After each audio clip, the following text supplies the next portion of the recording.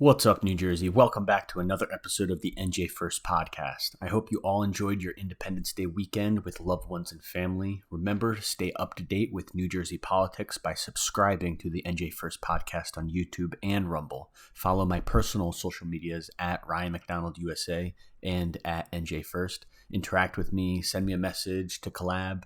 Also, leave a comment and like this video. It'll help with the algorithm. Today's video will cover the 2024 U.S. Senate Republican primary. We must begin now if we want any chance at all at understanding the political alignments or realignments in 2024 and 2025. But before we deep dive into that, I want to make my best attempts to attend these events that I have listed on the screen here. If anyone is looking to get involved with NJ1ST politics, let me know and we can meet up at one of these events. But I'm just going to quickly go through these July events and then we'll get into the U.S. Senate 2024 Republican primary. This Thursday, July 13th, you can join U.S. Senate Republican candidate for New Jersey to take on Bob Menendez, Shirley Maya Cusick. I met Shirley at a Seat at the Table, New Jersey this year, and this will be the second time I'm meeting her at her campaign kickoff. It is RSVP only. You can call this number here or info@shirley4ussenate.com. Meet us there. I'm going to be there. Billy Prempe will be there. Darius Mayfield. July 15th, a campaign kickoff for Berkeley Heights Republicans. You can RSVP at this number here. It's at the Veterans for Foreign Wars at Berkeley Heights. This Sunday, July 16th, a Faith, Family, Freedom, and Truth event hosted by Central Jersey Conservative Union. It's their annual event in Belmead. Later in this month, July 21st, Joe Belnome in Belleville, New Jersey. He's running for Senate. He's going to have a campaign kickoff there as well, a conservative cocktail hour. $50, all you can eat, all you can drink. Come over and listen to Joe speak. July 29th, Blexit Fest will be hosted in Egg Harbor, New Jersey. And the Kingdom at the Capitol event was actually last month, so just disregard that. Now, for 2024, it's going to be congressional primaries, as well as the U.S. Senate primary that we're going to go into in this video, and the presidential primary. Just like in 2020, it's going to happen in 2024. Here, pictured on my Rumble at Ryan McDonald USA, I have NJ 2022 Republican Primary Voter Guide. And we're talking about this video right now in 2023 in preparation for 2024 because you really have to prepare in advance, get your name recognition, get volunteers, a campaign. I don't think any congressional Republicans have declared that they're going to run in 2024, except maybe those that have ran in 2020 and 2022, like Billy Prempe. We want those to definitely run, and we want to support them. Phil Rizzo, he's not going to run. Josh Akins, I don't suspect him running. He's already did 2023. He probably needs a little rest. Who's going to step up and run? It is a big question. Are they going to announce this year in 2023? Are they going to wait for 2024 and just campaign for 6 months, 4 months, 3 months? We'll see. Introducing Shirley Maya Cusick. And we're just going to introduce these candidates and follow their campaign all the way through 2024. This year is her Happy Independence Day, July 4th newsletter sent out to New Jersey constituents. And we're going to read that just to give you an idea of what she's all about on the most patriotic day in America. Independence Day is a day of reflection to remember our founding fathers' extraordinary courage and sacrifice. They envisioned a nation where liberty, justice, and the pursuit of happiness would flourish. Today, our nation stands on the shoulders of those patriots who bravely fought to secure our freedoms. Our duty as Americans is to protect these freedoms for future generations. And I agree with that. Future generations, our posterity, is something that is referenced in the preamble of our Constitution. Let's look at that real quick.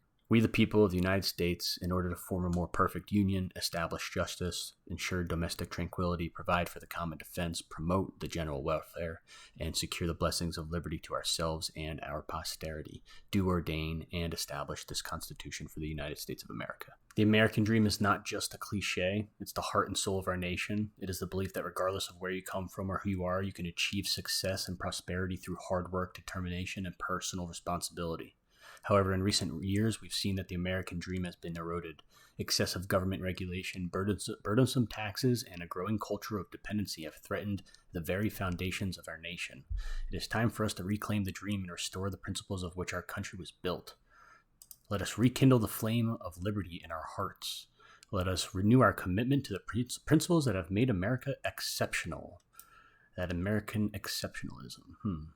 I can't help but appreciate that she began her U.S. Senate 2024 campaign at the end of 2022 last year, and she's been campaigning strong ever since, so I'll give her credit for that. Another Republican candidate in New Jersey that is trying to unseat Bob Menendez, the 40-year-plus Democrat senator from New Jersey, is Dan Cruz. Dan Cruz is from Paterson, New Jersey.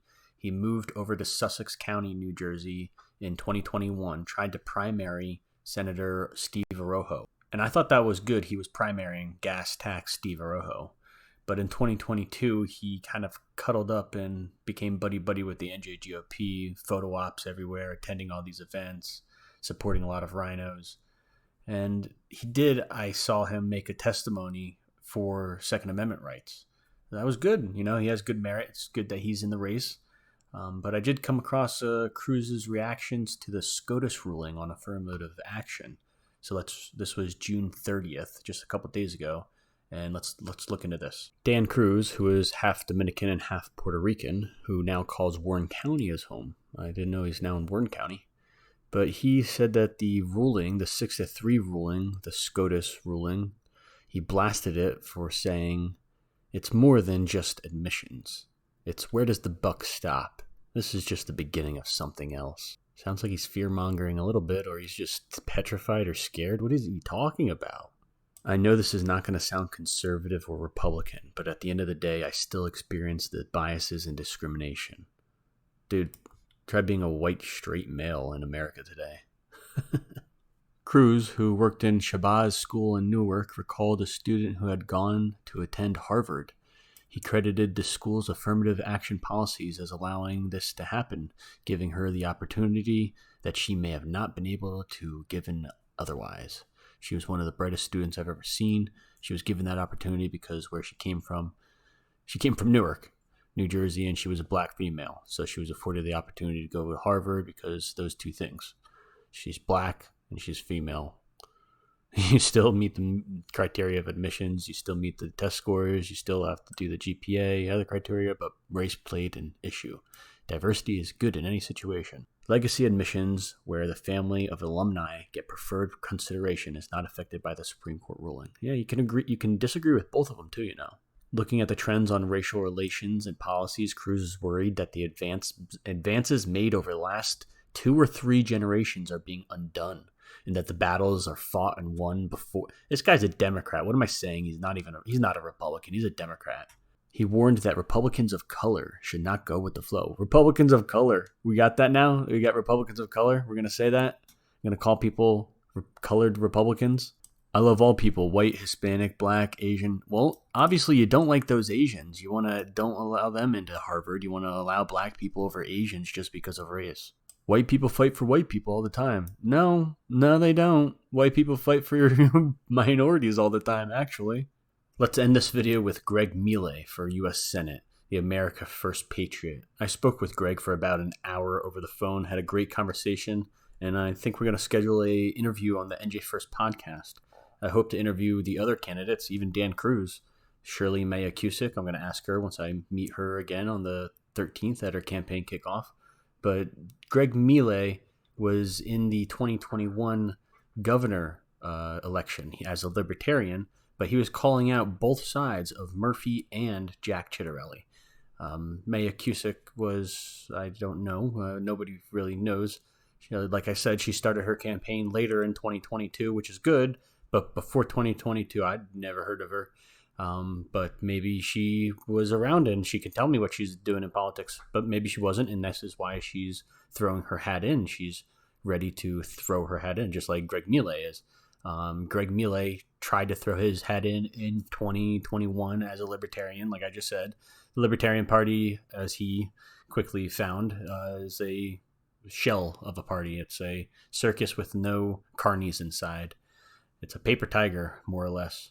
But there are libertarian activists, just like you would see Ian Smith in 2020, Republican primary contender for Congress, loses because the NJGOP doesn't choose him. Ian Smith, yes, that Belmar gym owner, and he joins the Libertarian Party instead. So there is libertarian activists who can help you, but the Libertarian Party, the infrastructure is not there. Greg Miele understands that. That's why in 2022 he ran for Republican Congress in CD6. I believe he wanted to primary Rick Mehta as well as the Kylie woman. But that was CD6, and now 2023, he is active in all of these grassroots events that I go to.